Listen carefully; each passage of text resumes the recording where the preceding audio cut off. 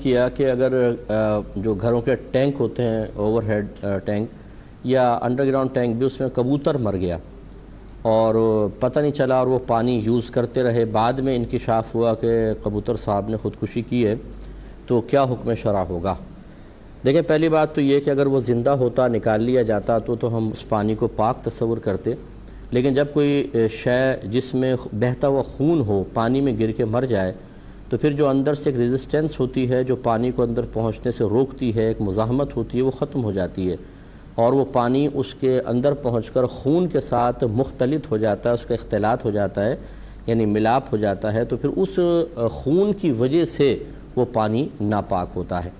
تو لہٰذا اگر وہ کبوتر گر کے مر گیا تو لازم سی بات ہے کہ وہ مل گیا، خون اس کے ساتھ ملا ہے تو وہ ناپاک ہوا۔ اب دیکھا یہ جائے گا کہ وہ پھولا پھٹا تھا، یعنی بہت پھول گیا تھا اور پھٹ گیا تھا، یا اس سے پہلے نکال لیا گیا تھا۔ اگر تو پہلے ہی نکال لیا گیا، جیسے تھوڑا گرا مرا ہے فوراً پتہ چل گیا، تو پھر تو احتیاطاً ایک دن اور ایک رات جو اس کا ماقبل تھا، پہلا والا ایک دن ایک رات، اس میں جتنا بھی پانی استعمال کیا گیا اس کو ناپاک تصور کیا جائے گا، لہٰذا اس سے جتنے غسل کیے گئے وہ نہیں ہوں گے، جتنے کپڑے دھوئے گئے وہ کپڑے بھی ناپاک ہوئے، جتنے اس سے وضو کر کے نمازیں پڑھیں وہ نمازیں نہیں ہوں گی، جتنے برتن دھوئے گئے وہ ناپاک تصور ہوں گے، ان سب کو پاک کرنا ہوگا۔ اور اگر یہ پھول گیا تھا، پھٹ گیا تھا، تو پھر 3 دن 3 رات جو اس کے پیچھے والے 3 دن 3 رات گزرے ہیں، ان کی تمام سمجھ لیں اس میں وہ پانی ناپاک تھا اور اس کو جتنا استعمال کیا گیا سب چیزیں ناپاک، اور اگر وہ غسل وغیرہ کے لیے یوز کیا گیا تو غسل نہیں ہوئے۔ چنانچہ اب آپ نے فرمایا کہ اگر کوئی اسی دوران کہ وہ ابھی پانی اس میں تھا اور ناپاک پانی تھا، کسی نے اس پانی سے غسل کر لیا، تو بہن تھی کوئی حالت حیض میں، جیسے اس نے غسل کیا تو غسل اترے گا یا نہیں اترے گا؟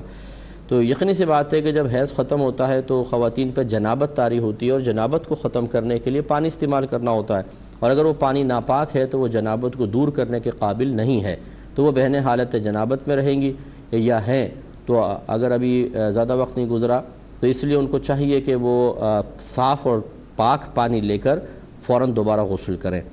ایک انہوں نے کہا کہ اگر بالفرض اسی دوران احرام فلائٹ وغیرہ ہے اور احرام باندھنا ہے اور جانا اور اس پانی سے وضو کر لیا تو کیا حکم شرع ہوگا؟ یہ احرام ہوا یا نہیں ہوا؟